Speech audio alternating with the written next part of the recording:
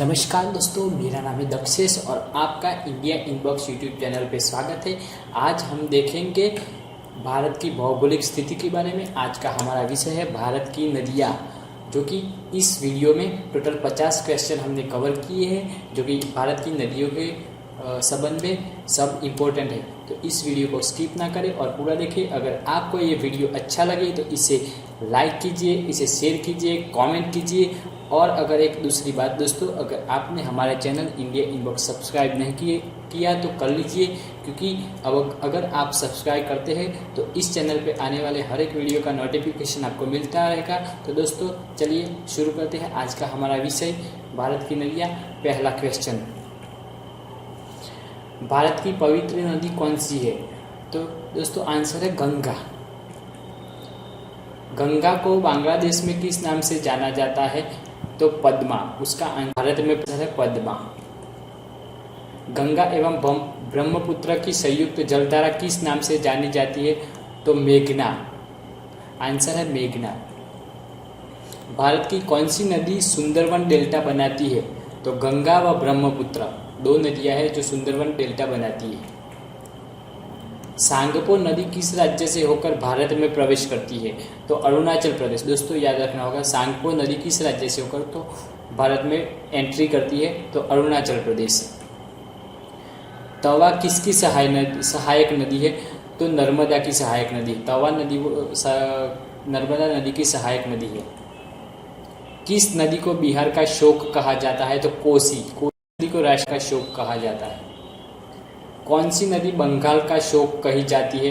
तो दामोदर नदी। उसका आंसर है दामोदर नदी, जिसको बंगाल का शोक कहा जाता है।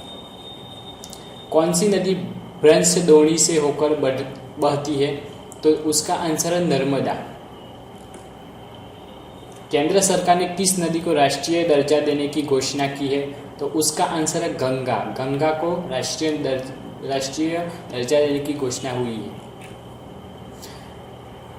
प्रायद्वीपीय भारत की सबसे बड़ी नदी कौन सी है? तो गोदावरी।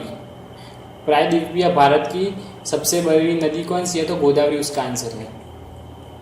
भारत में बहने के अनुसार भारत की कौन सी लंबी नदी कौन सी है? तो गंगा। गंगा नदी भारत में बहने के अनुसार सबसे लंबी नदी है। कावेरी नदी कहाँ गिरती है? तो बंगाल की खाड़ी में। पंजाब के निर्माण में सबसे महत्वपूर्ण नदी कौन सी है? तो सिंधु नदी। पंजाब के निर्माण में सबसे बड़ी नदी सिंधु नदी है, जो पंजाब से पाकिस्तान में जाती है। कौन सी नदी पश्चिम की ओर बहती है और अरब सागर में गिरती है? तो उसका आंसर है नर्मदा। कौन सी दो नदियों की लंबाई लगभग समान है? तो सिंधु और ब्रह्मपुत्र। सिंधु नदी की लंबाई है 2880 किलोमीटर एवं ब्रह्मपुत्र नदी की लंबाई है 2900। किस इसके अप्रोक्सीमेट नज़दीक है, ये दोनों की लंबाई समान है। ऐसा कावेरी जल विवाद किन राज्यों के बीच है? कावेरी जल विवाद कर्नाटक और तमिलनाडु राज्यों के, और उनका कोर्ट में केस चल रहा है। किस नदी को बृहद गंगा के नाम से जाना जाता है? तो गोदावरी नदी को। गोदावरी नदी को बृहद गंगा के नाम से जाना जाता है। कौन सी नदी अपना मार्ग बदलने के लिए प्रसिद्ध है? तो कोसी। कोसी नदी अपना मार्ग बदलने के लिए प्रसिद्ध है। कौन सी नदी कपिल जलधारा प्रपात का निर्माण करती है? तो नर्मदा नदी कपाल जलधारा प्रपात का निर्माण करती है। कौन सी नदी उड़ीसा का शोक कही जाती है? तो ब्राह्मणी नदी। ब्राह्मणी नदी है वो उड़ीसा कही जाती है। वैनगंगा और पैनगंगा किसकी सहायक नदी है? तो गोदावरी की। इंडो ब्रह्म एक, तो क्या है इंडो ब्रह्मा? क्या है? तो पौराणिक नदी है। आपको याद रखना होगा, ये एग्जाम में रिलेटेड क्वेश्चन। इंडो ब्रह्मा एक पौराणिक नदी है। कौन सी नदी विश्व का सबसे बड़ा द्वीप मजुली बनाती है? तो ब्रह्मपुत्र नदी। नर्मदा नदी का अधिकांश भाग भारत के किस राज्य में बहता है? तो मध्य प्रदेश। मध्य प्रदेश में से गुजरात में होकर वो खंभात के अखात में मिलती है। नदियों को जोड़ने की योजना किसके शासनकाल में प्रस्तावित हुई? तो राजग सरकार, एनडीए सरकार में। अटल बिहारी वाजपेयी तब भारत के प्रधानमंत्री थे।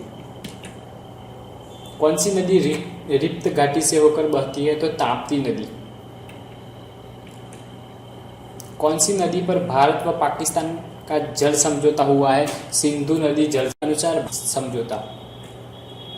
सिंधु समझौते के अनुसार भारत सिंधु नदी के कितने % जल का प्रयोग कर सकता है? तो दोस्तों उसका आंसर है 20%, और जो बाकी बचा वो पाकिस्तान यूज करेगा। प्रायद्वीपीय नदियों को उत्तर से दक्षिण की ओर क्रम क्या है? तो उसका क्रम है महानदी, उसके बाद गोदावरी, उसके बाद कृष्णा, उसके बाद पेन्नार, उसके बाद कावेरी और अंतिम वैगाई नदी है दक्षिण की ओर। कौन सी नदी भारत के केवल जम्मू कश्मीर राज्य से होकर बहती है? तो सिंधु नदी।